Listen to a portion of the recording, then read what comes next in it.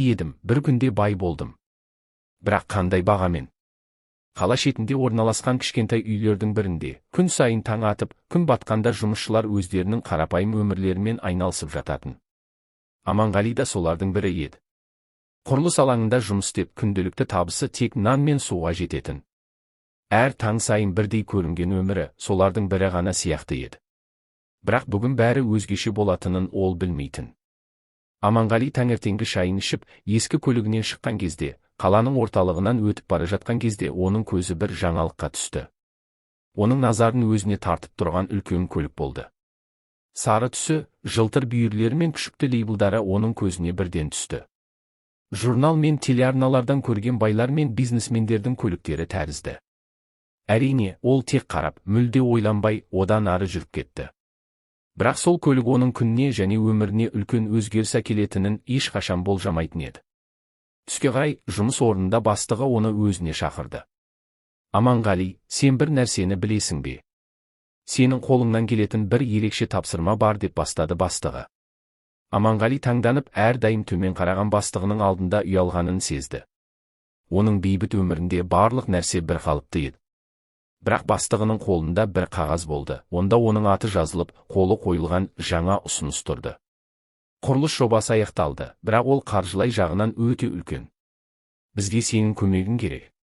Осы жобаның бір бөлігі сенің үстіңе түседі. Қолыңнан келетінін білемін.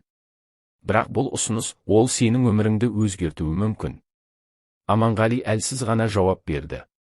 Ол мұндай ұсыныстарды ешқашан күтпеген еді.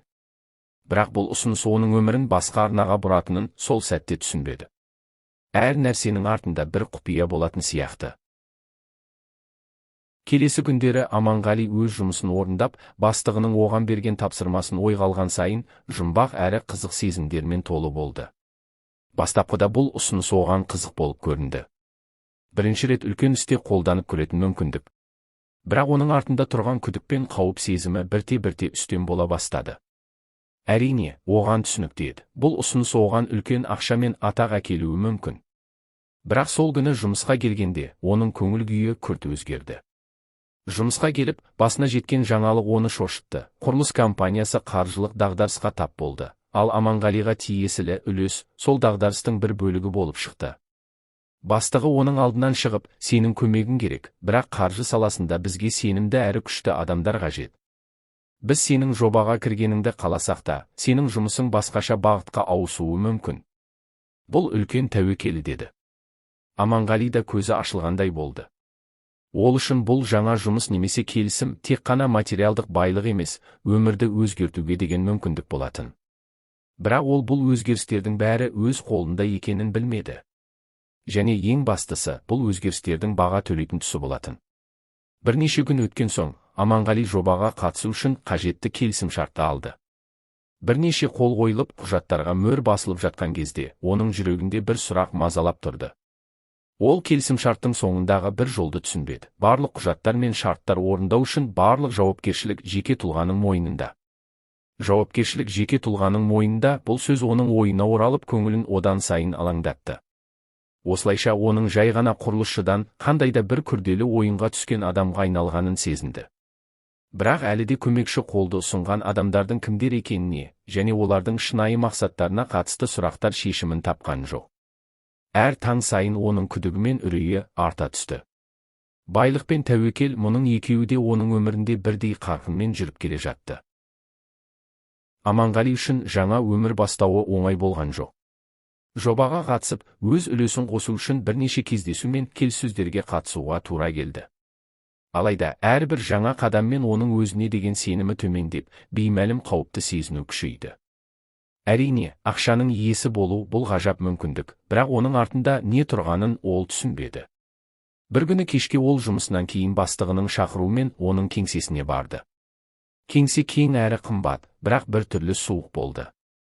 Жұмыс уақытынан тыс жерде, әдетте адам өзін жайлы сезінетін жердің бәрі бірден белгісіз, жат жерге айналды. Бастығының жымиығы мен салқын сәрі ашылып қалған есіктердің ар жағындағы сыбырлар оған алаңдатып тұрды. Аманғали, біз саған сенеміз, деді бастығы салқын қандылықпен. Сенің қолыңнан келеді. Сен осы жобаны жүзеге асырып, елеулі пайда таба аласың. Бірақ бұл жоба тек ақша емес, бұл біздің ортақ болашағымыз. Аманғали бастығының айтқандарын түсінбей абдырап қалды. Ол әлі күнге дейін бұл ұсыныстың қаншалықты қауіпті екенін және кімдермен байланысқа түскенін білмейтін. Бірақ бастығының көзіндегі сұқтану мен салқындық оны қатты ойлануға мәжбүр етті. Ол сол түнді ұйықтамай өткізді. Әрбір кеңсеге келген сайын жаңа сұрақтар пайда болатын. Оның қасында үнемі осы мақсатта жасырын түрде жүретін адамдар мен ұйымдар бар сияқты көрінетін.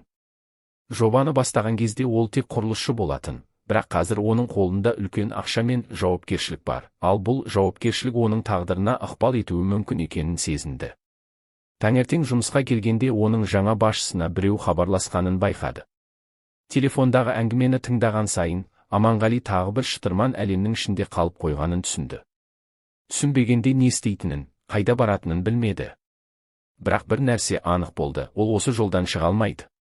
Бастығы оған жұмбақ көзқараспен қарап, өз орнынан тұрып, терезеден сыртқа қарады. Бұл тек бастамасы, деді ол, бір сөзбен ғана. Енді сен басқа әлемде өмір сүресің. Аманғали күн өткен сайын өз әлемінен алыстап бара жатқанын сезінді. Бір қарағанда оның өмірі жақсарғандай көрінді, жаңа көлік, жаңа үй, үлкен қаржы ағыны. Бірақ сол байлықтың ішінде түсініксіз, күдікке толы бір нәрсе бар еді. Ол адамдардың оның қаржылық жағдайын қалай қабылдап жатқанын байқап жүрді. Кейбіреулері оған құрметпен қараса, басқалары тек пайда көру мақсатымен жақындап келетін. Қалай болғанда да бәрі бірдей таза емес еді. Оның жағдайы бір күндері шынымен өзгереді деп ойламаған еді. Бір күні кешке қарай оның есігіне белгісіз біреу қағып, ол өмірінде алғаш рет шынайы қауіптің не екенін сезінді. Қоңырау шалушы телефонды қосқанда оның дауысы таныс болатын, бірақ оған қоңырау шалатын адамдар бұрын болмаған. Аманғали, біз сені іздедік, деді беймәлім дауыс. Құрылыс жобасы аяқталды, бірақ сенің орнына кірген адамдардың алдында жауап беруге дайын бол. Байлық сенің басыңа шықса, оны ұстап тұру оңай болмайды. Аманғали сөздерді түсініп отырса да, жанында тұрған адамға көмек сұрау үшін не істеу керектігін білмеді. Оның ішкі сезімі тек қауіпті бір нәрсе болатындығын ғана білдіріп тұрды. Бірақ ол қандай қауіпті айтып жатқанын нақты білмегендіктен, соңына дейін тыңдауға шешім қабылдады. Бұл тек бастамасы, деді дауыс тағы да. Сенен көп нәрсе күтіп тұр. Өткенде алғаның тек шағын үлес ғана. Ал алда үлкен сынақтар бар. Аманғали телефонды тастап, есікті жауып, бөлмесіне кірді. Көздеріне жиналған күдік оны тығырыққа тірегендей болды.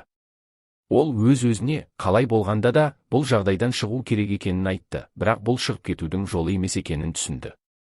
Ол ең басты нәрсені ұмытты, шынайы қауіп қайда жасырылғанын әлі де білмеді. Түнде терезеден сыртқа қарап, қараңғыда көлеңкелердің қозғалып тұрғанын байқап, оның жүрегі дүрсілдей бастады.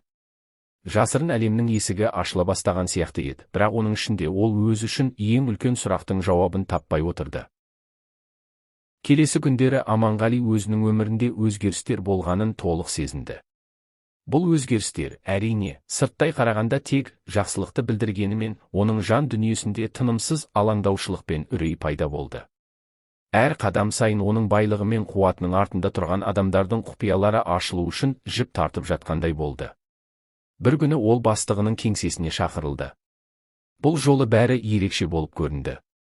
Бастығы оны қатал әрі салқын қандылықпен қарсы алды. Кеңсеге кіргенде, Аманғали бірден ауаның салқындығы мен тыныштықты сезді. Жақындаған сайын осы адамдардың көздері оның іштегі құпиясын білетіндей, байлықтың оны қолға түсіру үшін күтіп отырғанын сезгендей болды. Сенің жағдайыңды өзгерту үшін бізге сенің көмегің қажет, деді бастығы сөздерін қысқа әрі анық жеткізді. Сен бұл жобаны іске асыру үшін бізбен бір командада болу керексің. Бірақ сен білуің керек, біз бәріміз бір мақсат үшін жұмыс істейміз. Аманғали басын изеді, бірақ оның ойында сұрақтар көп еді. Ол тағы да не үшін таңдалып алынғанын түсінбеді. Оның алдында тек бір жол қалды, сол ұсынысқа келісіп, үлкен ақша мен жауапкершілікке кірісу.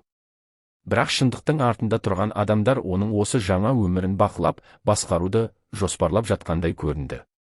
Аманғали сезді, бұл байланыс тек оның тағдырына ғана емес, өмірінің барлық қырларына әсер ететін болады. Кеңседен шыққан соң, оған телефон қоңырауы түсті.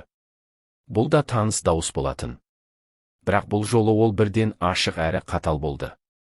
Сен ештеңе түсінбей отырсың, Аманғали, біздің ойымызша сен дұрыс бағытта жүрмей тұрсың. Ал егер біздің ұсынысымызды қабылдамасаң, барлық күш пен байлық жоғалады.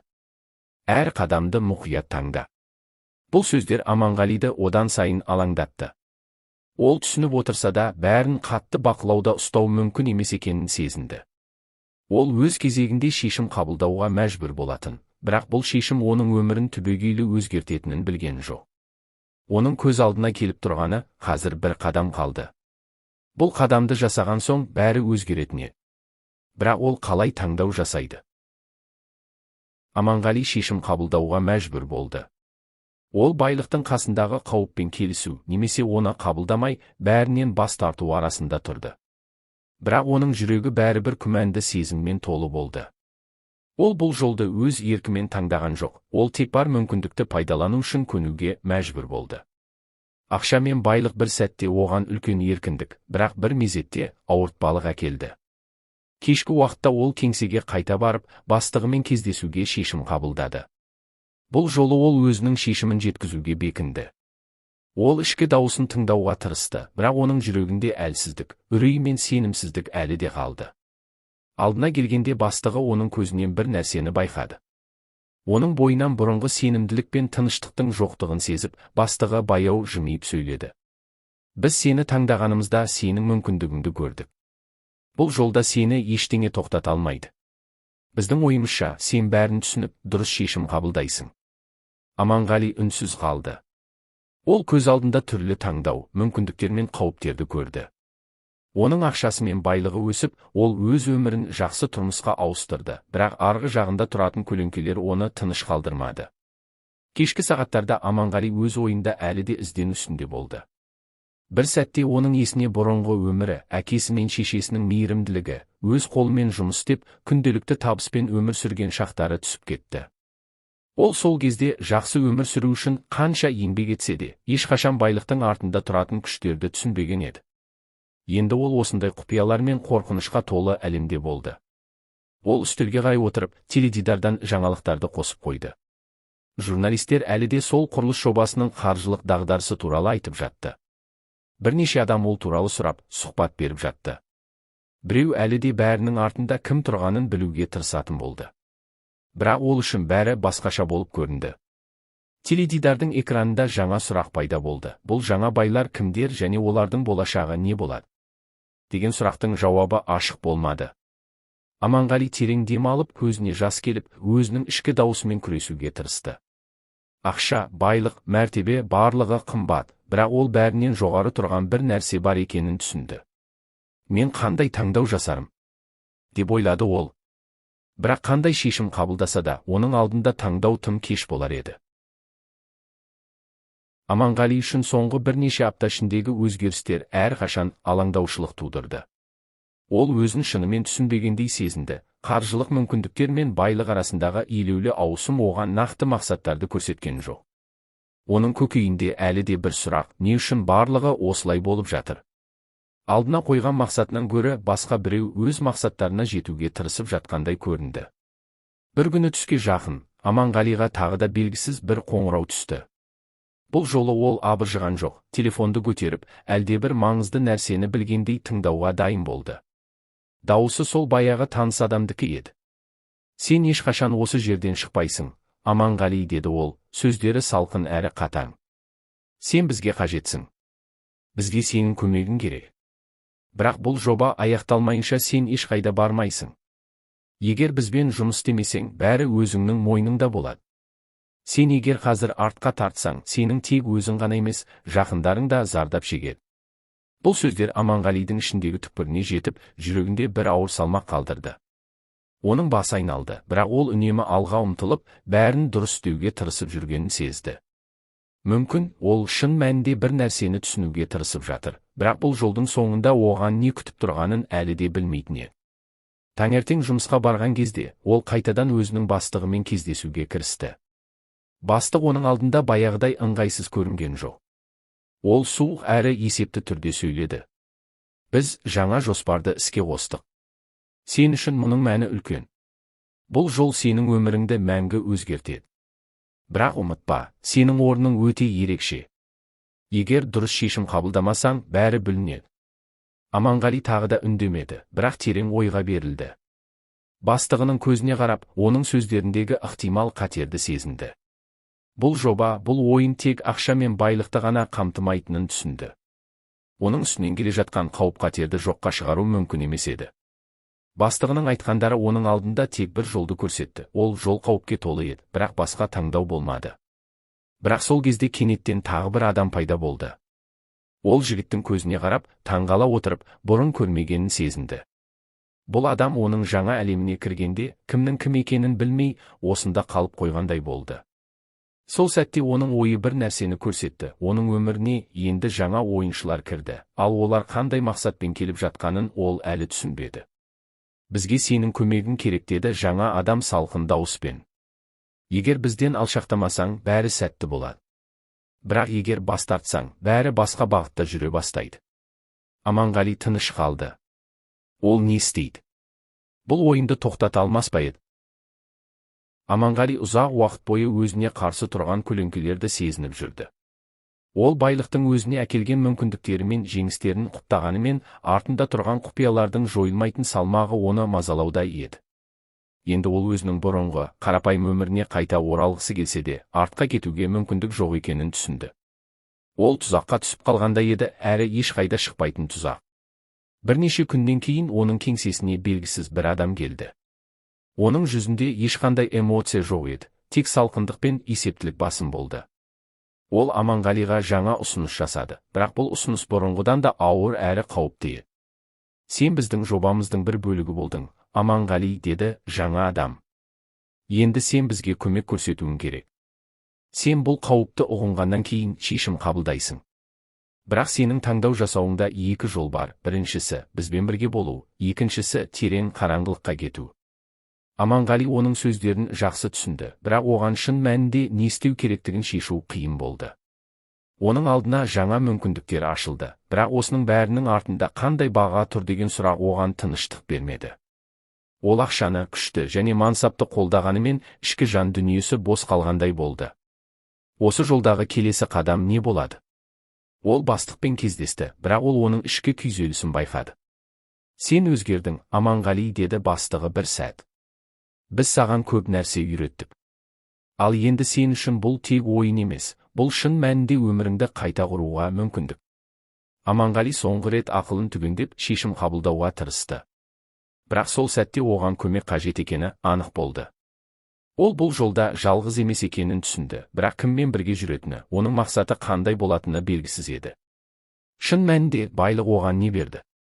Ол күмән мен қорқыныштан арыла алмай жүргендей сезінді. Кешке қарай Аманғали терезеден қараған кезде, қала жарығының арасында көлеңкелердің қозғалып жатқанын байқады. Олар оған жақындап келіп, оны өз тұзағына тартып жатқандай көрінді. Оның өмірі ешқашан солай болмауы керек еді, бірақ ол енді артқа шегінуге мүмкіндік жоғын түсінді. Осыдан кейін қай жолға түсу керек еді? Мен кіммін? Неге бәрі осылай болып жатыр? Деген сұрақтар оның санасын жаулап алғандай болды. Әр қадам сайын ол байлықтың емес, өзінің ішкі дүниесінің өзгергенін сезініп жүрді. Бірақ соңғы таңдауды жасау үшін оған әлі де уақыт керек еді, өйткені шешімнің салдары ауыр болатын. Аманғали ішкі сезімі мен ақылының арасында дауыс болып тұрды.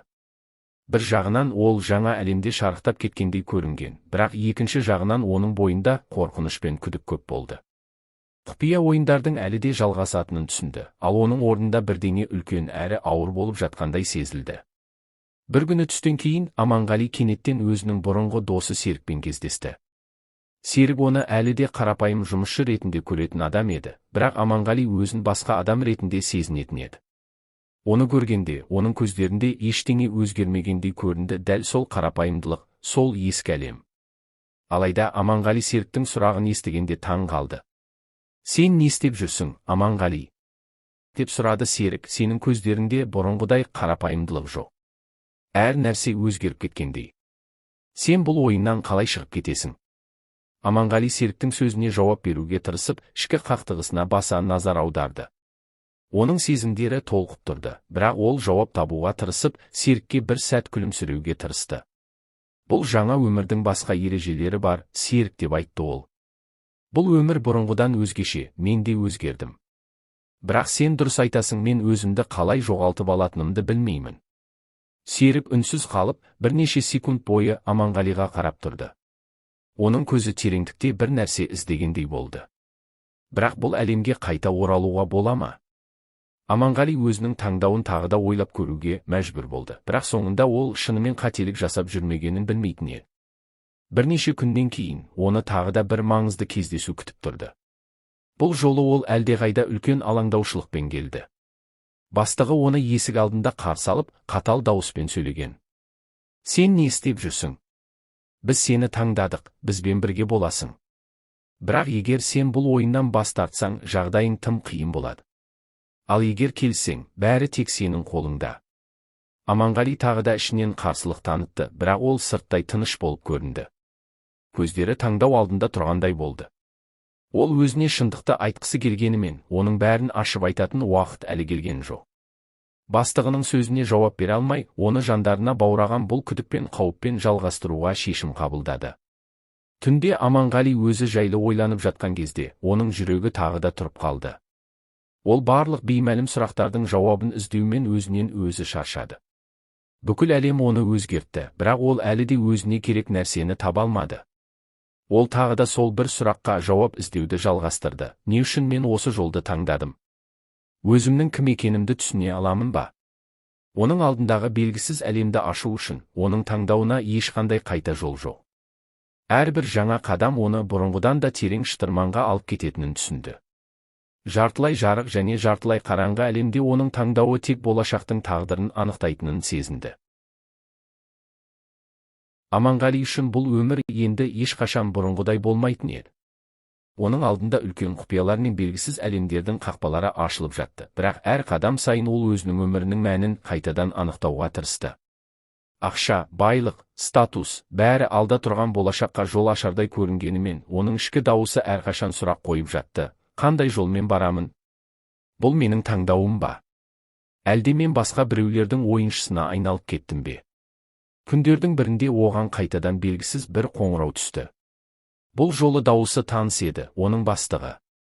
Бірақ бұл жолы сөздер әлдеқайда қатал және айқын болды. Біз сенің шешіміңді күтіп отырмыз, Аманғали, деді бастығы. Барлығын бақылап отырмыз. Бұл соңғы мүмкіндік, егер бізбен бірге болмасаң, ешқашан қайтып орала алмайсың. Аманғали телефонды асықпай қойды. Ол соңғы таңдауын жасайтын уақыттың келгенін сезді. Бірақ бұл шешім оны шынымен де өзгертеді ме, жоқ па, ол білмеді. Бастығының сөздерінде тағы да қорқыныш пен қысым байқалды, бірақ оны тек ішкі сезімі ғана басқаратынын түсінді. Кешке қарай Аманғали өз үйінде отырғанда, әлі де бәрі анық емес еді. Ол терезеден қалаға қарап отырды, бірақ қаладағы шамдар мен қозғалыс оған ешқандай қуаныш әкелмеді. Күндер мен түндер бір-бірімен араласып кетіп, ол өз өмірінде не орнын таба алатынын білмей жүрді. Жаңа әлемнің есіктері әр қадам сайын ашыла берді, бірақ оған ішкі тыныштық пен рахат сезімі келген жоқ. Ақша мен байлық оның сыртында жарқырап тұрғанымен, жанында көлеңкелер толып тұрды. Әр таң сайын Аманғали өзінің беймәлім болашаққа қарай қадам басып, бірақ ол қандай жолды таңдайтынын білмей тұрды. Оның өмірі өзгеріп кетті, бірақ қандай өзгеріс екенін, қандай бағаға түскенін анық біле алмады.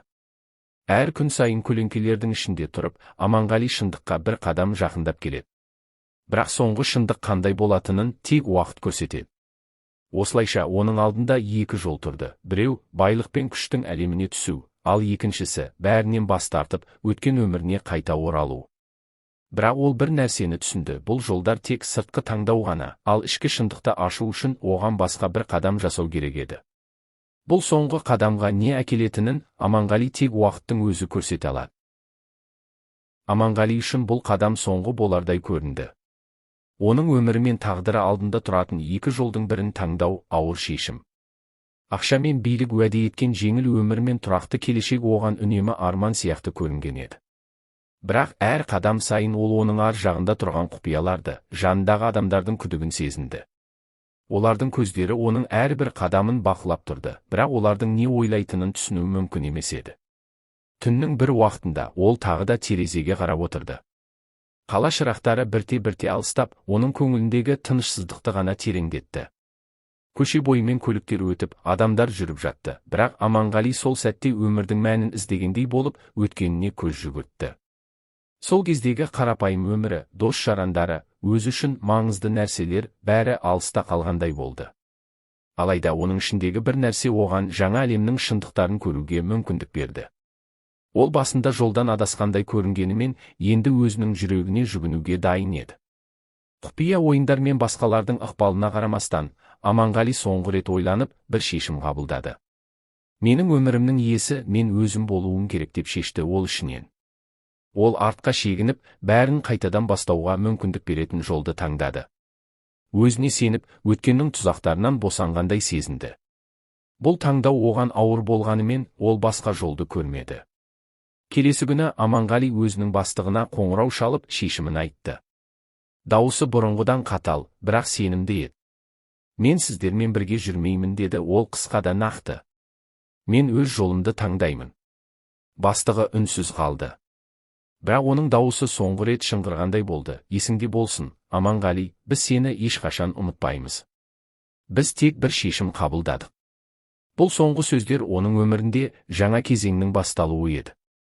Аманғали өз тағдырын өзі басқаруға, жүрегінің даусына құлақ асып, шын мәнінде бостандық алуға қадам басты. Байлық пен билік үшін күрескен әлем енді оны қызықтырмайтын еді. Ол үшін ең бастысы өзіңді табу, өз өміріңнің иесі болу.